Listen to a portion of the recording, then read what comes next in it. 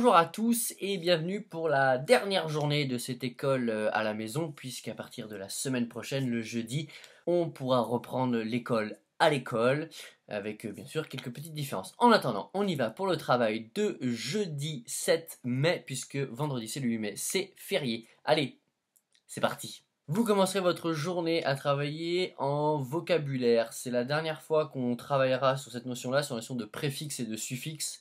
Je vous donne un dernier exercice. C'est juste pour voir que vous avez bien compris. Vous avez une liste de mots. Il suffit de me classer les mots. Est-ce que ce mot-là a un préfixe? Est-ce que ce mot-là a un suffixe? Ou bien est-ce qu'il a un préfixe et un suffixe? Donc attention à bien regarder où se trouve le radical. Ensuite, vous passerez en mathématiques à des calculs posés. Vous avez 4 opérations qui vont s'afficher juste là.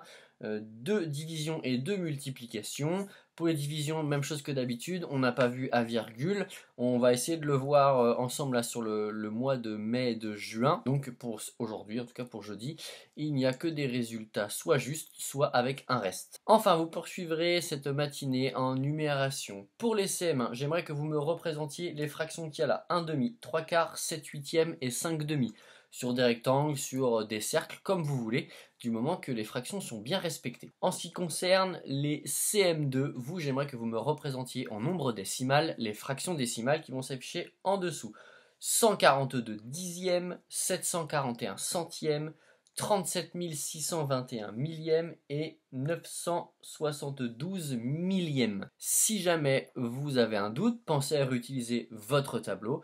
Et mettez bien, si j'ai 142 dixièmes, je commence par écrire le chiffre des unités dans les dixièmes et ensuite je monte vers la gauche. Ensuite vous faites votre petit temps de lecture plaisir. Et enfin, on terminera la journée par quelque chose de nouveau. On va rester dans le vocabulaire parce que c'est là où on a le plus de choses à voir finalement en français presque. Et c'est des choses qu'on peut voir soit en classe soit à la maison. Donc allons-y, on va le faire ensemble. C'est ce qui concerne les synonymes. Vous en avez déjà entendu parler, surtout les CM2, les CM1 c'est possible aussi. Je vous en dis pas plus, je vous mets un petit lien pour aller voir une vidéo sur les fondamentaux comme d'habitude qui vous explique ce que c'est. Et après un petit exercice pas bien compliqué pour voir si vous avez compris.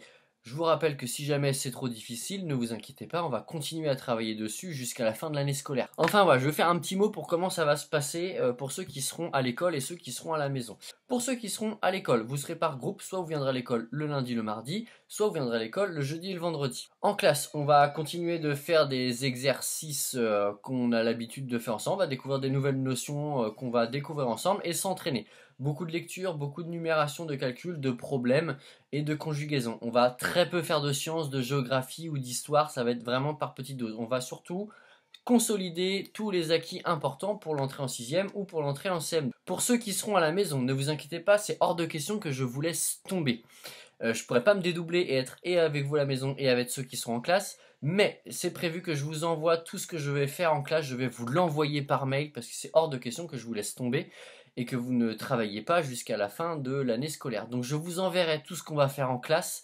Je vous enverrai autant que possible, dans la mesure du possible et du faisable, les corrections. Donc si vous pouvez m'envoyer les corrections, envoyez-les moi. Si je vous réponds pas, c'est que vraiment je peux pas tout gérer. Mais je ferai de mon mieux. Si vous avez des questions, vous me les envoyez quand même. Je prendrai le temps d'y répondre. Peut-être même qu'on se filmera en classe sur des explications. Comme ça, vous verrez aussi vos copains en classe. Et je pense que ça peut être très chouette. Voilà, on va essayer de terminer l'année comme ça c'est tout nouveau pour vous, pour moi, mais allons-y, on va essayer plein de choses. Le plus important, c'est que vous travaillez, qu'on consolide tous vos acquis pour que l'entrée en 6e pour les CM2 se passe le mieux possible et pour que les CM1 l'année prochaine en CM2 ça se passe le mieux possible. Voilà, j'espère que l'école à la maison ça a été chouette pour vous, en tout cas moi ça m'a appris plein de choses, j'ai fait plein de choses nouvelles avec vous, c'était vraiment chouette. Si vous avez des retours à me faire, allez-y, faites-les moi, il n'y a pas de problème. Pour ceux que je vais voir à l'école, je vous envoie vos plannings dès que j'ai toutes les réponses. Pour ceux que je verrai pas pour l'instant, je vous souhaite de bien travailler et de prendre soin de vous. Et puis on se voit très vite de toute façon. Allez, salut!